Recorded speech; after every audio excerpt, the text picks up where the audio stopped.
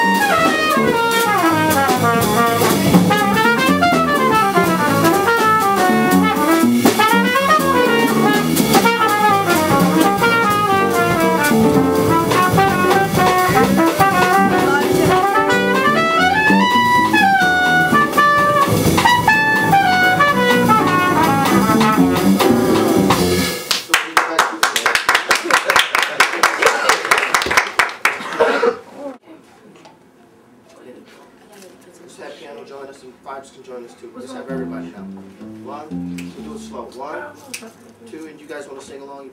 That'd be great. 2, 1, 2, 3.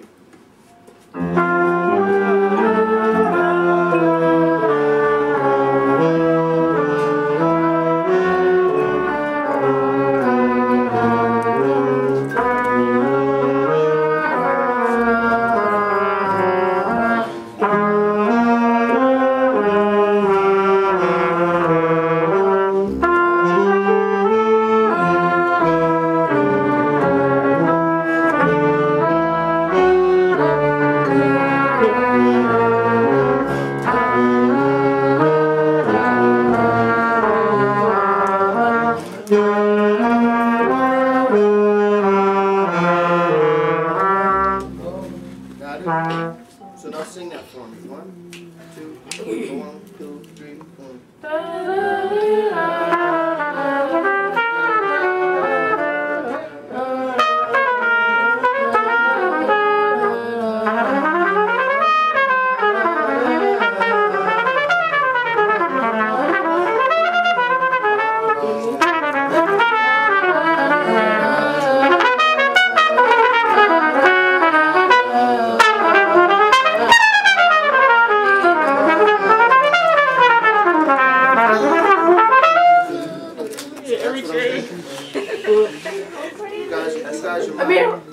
They're my conscience.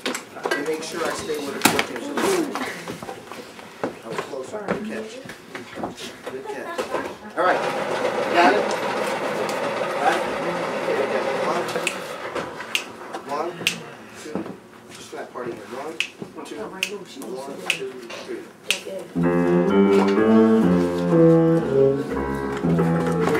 Everybody. 1, 2, 1, 2, 3.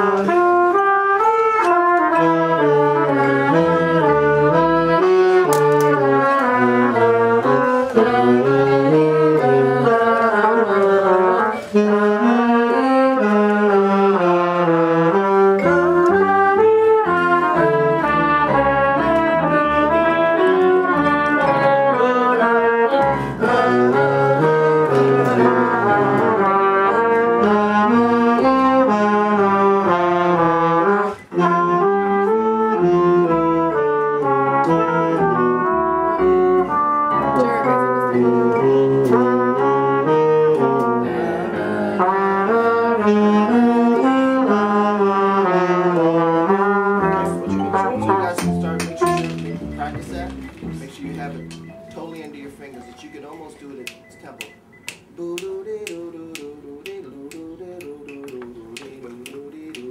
And then you two play it together and practice it together.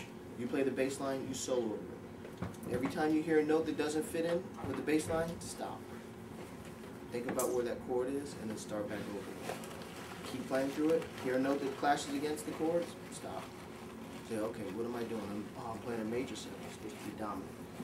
So you guys can practice that together. You guys can practice it together.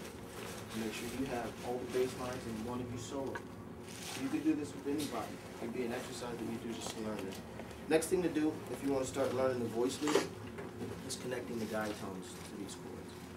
So let's start. Let's try it. So the guide tone to the very first chord, let's start on the third. So we're gonna guide tones. What we're gonna do is put together a guide tone solo, which is really similar. I was explaining to you. Guide tone solos is the voice lead. This is what he's playing. So what we need to do as horn players is we need to start seeing things like piano players see things. You know, we see things very vertical, jumping all around. Piano players see things. His inner voice is moving. Outer voices can sometimes stay the same. So when the inner voice is moving, we'll start on the third of this first chord. So guide tones are thirds and sevenths of every chord. It's the most important notes of any chord that you'll play, because it describes the quality of the chord, whether it's major, minor, or whether it's dominant or major.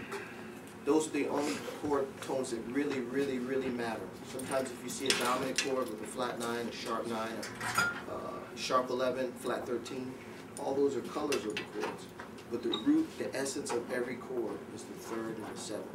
So even if you see a dominant chord with all those other colors in it, if you stick to those simple third and seventh, you can always play the chord right on.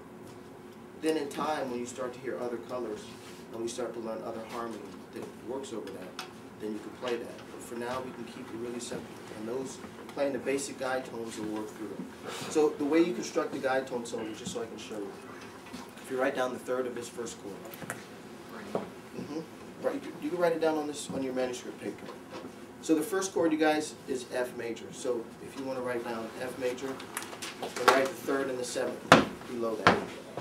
If you have manuscript paper, that's even better.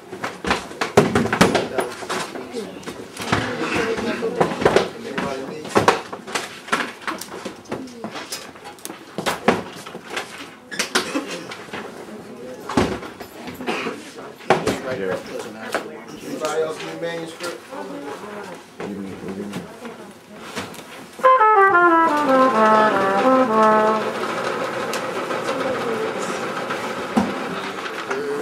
Anybody else need manuscript? Okay. So,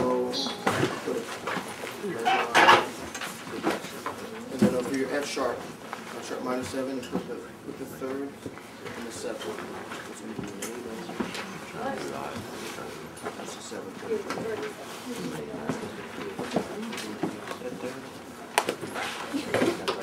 You said below the chord, right? Yeah, I'll show you. He's already done it. See below the chord how he wrote the third and the seventh? That's what you can do.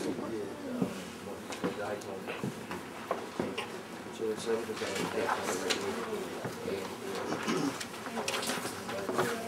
You already said you said, but how many the chords are? First chord is going to be F major in the first part.